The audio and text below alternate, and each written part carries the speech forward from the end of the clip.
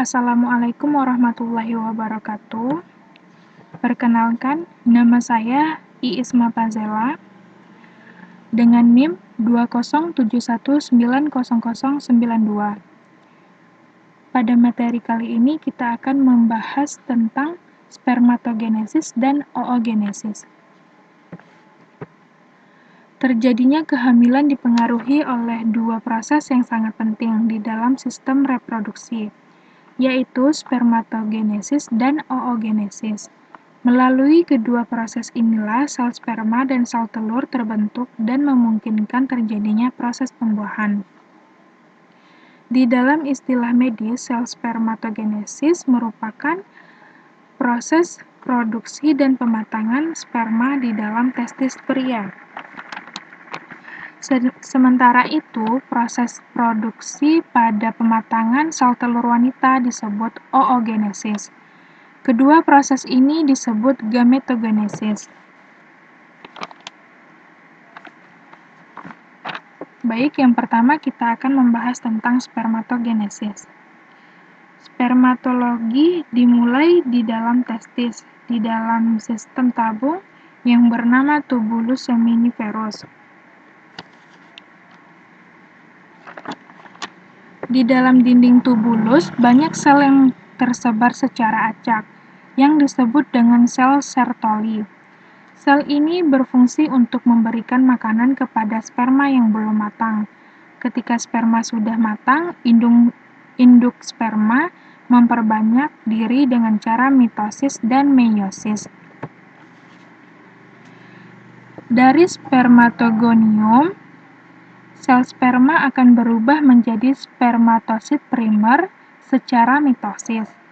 Selanjutnya, spermatosit primer akan membelah diri menjadi spermatosit sekunder secara meiosis.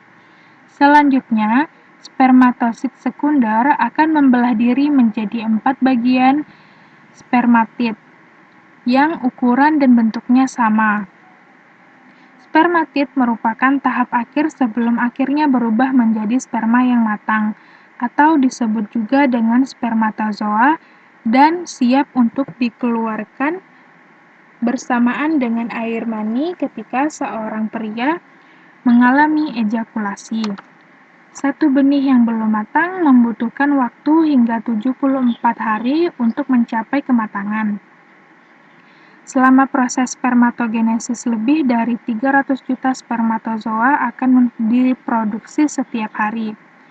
Sayangnya, dari sebanyak itu, hanya ada sekitar 100 juta sel sperma yang berhasil matang. Dan hanya dibutuhkan satu sel sperma untuk membuahi sel telur, hingga berkembang menjadi janin di dalam rahim. Setelah 1 jam ejakulasi, setidaknya 32% sel sperma akan mati, namun sperma bisa hidup dan bertahan di dalam tubuh wanita hingga 5 hari. Selanjutnya, oogenesis. Selama masih di dalam kandungan, ovarium wanita mengandung 6-7 juta sel telur. Saat baru lahir, jumlah sel telur berkurang hingga hanya sekitar 1 juta buah.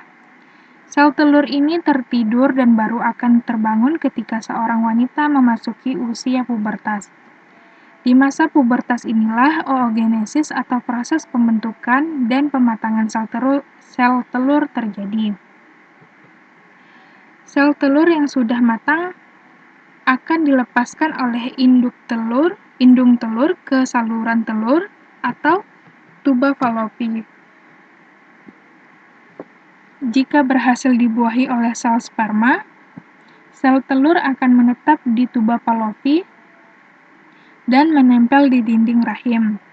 Jika sel telur tidak berhasil dibuahi oleh sel sperma, maka sel telur akan dikeluarkan dari luar rahim bersamaan dengan darah dan lapisan luar rahim ketika kira-kira setiap 1 bulan sekali, mengikuti siklus menstruasi pada masa pubertas.